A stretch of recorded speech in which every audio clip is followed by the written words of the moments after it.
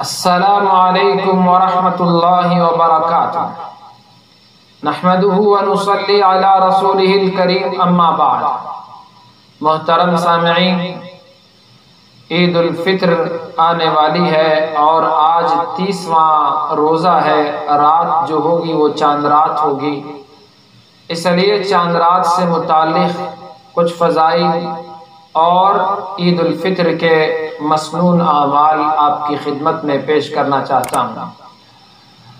چاند رات میں چاند دیکھنے کا اہتمام کرنا چاہیے، اور نیا چاند دیکھیں تو رسول اللہ صلی اللہ علیہ وسلم جو دعا پڑھتے تھے اس دعا کو پڑھنے کا اہتمام کرنا چاہیے۔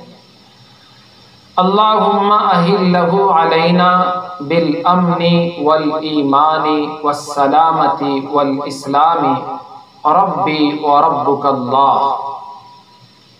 چاند دیکھ کر یہ دعا پڑھنا ہے، اور یہ دعا کی قبولیت کا موقع بھی ہے، اس لیے یہ بہترین دعا جو رسول اللہ صلی اللہ علیہ وسلم نے سکھائی ہے اس کو پڑھیں گے تو انشاءاللہ بہت فائدہ ہوگا۔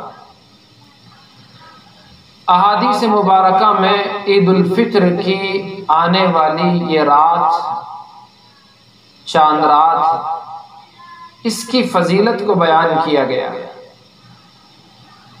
حدیث پاک میں آیا، رسول اللہ صلی اللہ علیہ وسلم نے ارشاد فرمایا، من احیا لیلۃ العیدین لم یمت قلبہ یوم تموت القلوب۔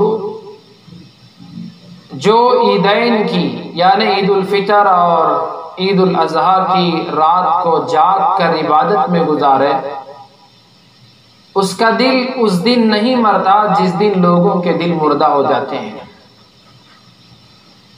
اسی طرح ایک اور حدیث میں رسول کریم صلی اللہ علیہ وسلم کا ارشاد آیا کہ اللہ تبارک و تعالی روزانہ رمضان میں ہر رات میں اپنے بندوں کی مغفرت فرماتے ہیں۔ لاکھوں لوگوں کی مغفرت ہوتی ہے،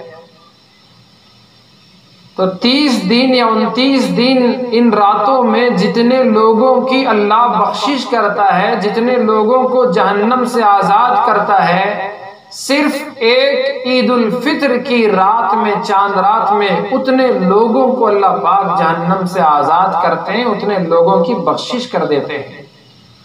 پورے رمضان میں جتنے لوگوں کی مغفرت ہوئی، ایک رات میں اللہ تبارک و تعالی اتنے لوگوں کی مغفرت فرما دیتے ہیں۔ تو اس لیے یہ عید کی رات شاپنگ کی نہیں، بازار کی زینت بننے کی نہیں، خرید و فروخت میں اپنے قیمتی وقت کو ضائع کرنے کی نہیں، بلکہ اس کو عبادت میں، تلاوت میں، دعاؤں میں گزارنے کا یہ بہترین موقع ہے۔ ہم سب کو اس پر عمل کرنا چاہیے۔ اب چونکہ لاک ڈاؤن ہے، شاپنگ کو باہر جا بھی نہیں سکتے، بہترین موقع ہے اپنے گھروں میں رہ کر اس رات کو عبادت میں لگا کر اللہ کے قریب اور مقرب بندوں میں شامل ہونے کی کوشش کرنی چاہیے۔ عید کے دن کے مسنون اعمال۔ عید کے دن صبح سویرے جلدی اٹھنا، تہجد کا اہتمام کرنا، جماعت کے ساتھ نماز فجر ادا کرنا، چونکہ اب مسجد میں جانے کا موقع نہیں ہے، اپنے ہی گھر میں جماعت کے ساتھ فجر کی نماز ادا کرنا۔ اسی طرح اس کے مسنون اعمال میں غسل کرنا، بغل کے اور زیر ناف بالوں کو صاف کرنا، ناخن تراشنا، مونچھ کترنا، یعنی مکمل پاک اور صاف ہونا، عمدہ سے عمدہ لباس زیب تن کرنا، جو بہترین کپڑے ہو، نئے ہو تو نئے، یا جو اچھے بہترین دھلے ہوئے کپڑے ہیں اس کو پہننا، خوشبو لگانا۔ اگر کسی کے پاس 4.5 ماشے یعنی 4.5 گرام سے کم کی انگوٹھی ہو چاندی کی، تو اس چاندی کی انگوٹھی کو پہننا۔ مسواک کرنا، ایک تو ہے وضو میں مسواک کرتے ہیں، وہ الگ سنت ہے، عید کے دن مسنون اعمال میں مسواک کرنا بھی شامل ہے، تو عید کے دن مسواک کا اہتمام کرنا۔ اگر عیدگاہ یا مسجد جانے کا موقع ہو، چونکہ اس سال لاک ڈاؤن کی وجہ سے یہ موقع نہیں ہے، اگر جانے کا موقع ہو تو تکبیر کہتے ہوئے اللہ اکبر لا الہ الا اللہ اللہ اکبر وللہ الحمد دھیمی آواز کے ساتھ کہتے ہوئے جانا، ایک راستے سے عید کی نماز کے لیے پہنچنا اور دوسرے راستے سے واپس ہونا، عید کے دن عید کی نماز سے پہلے صدقہ فطر ادا کر دینا۔ صدقہ فطر کی تفصیل میں نے ایک الگ ویڈیو کلپ میں ریکارڈ کروا کے اس کو اپلوڈ کیا ہے، آپ تفصیل دیکھنا چاہتے ہوں کہ فطرہ کس پر واجب ہوتا ہے، کب واجب ہوتا ہے، کس کو دینا ہے اور کب دینا ہے، یہ سارے مسائل اس میں موجود ہیں۔ گیہوں کا فطرہ کتنا ہوتا ہے، کشمش کا کتنا، جو کا کتنا ہوتا ہے، تو یہ سارے مسائل اس میں بیان کیے گئے ہیں، آپ اس کو ضرور دیکھیں۔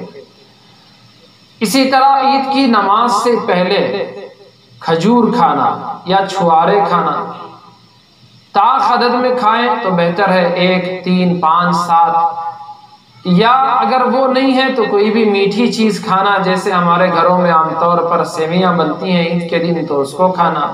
اگر وہ نہیں ہے تو کوئی بھی چیز عید الفطر کے موقع پر عید کی نماز سے پہلے، عیدگاہ جانے سے پہلے کھا لینا، یہ بھی عید کے مسنون اعمال میں سے ہے۔ اللہ تبارک و تعالی ہمیں اور پوری دنیا اسلام کو، اہل اسلام کو عید کی خوشیاں نصیب فرمائے اور اس عید کو باعث سعادت بنائے۔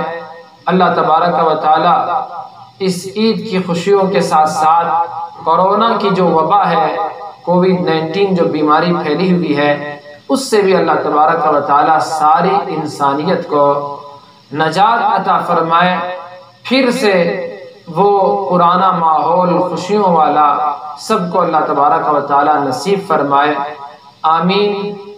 السلام علیکم ورحمۃ اللہ وبرکاتہ۔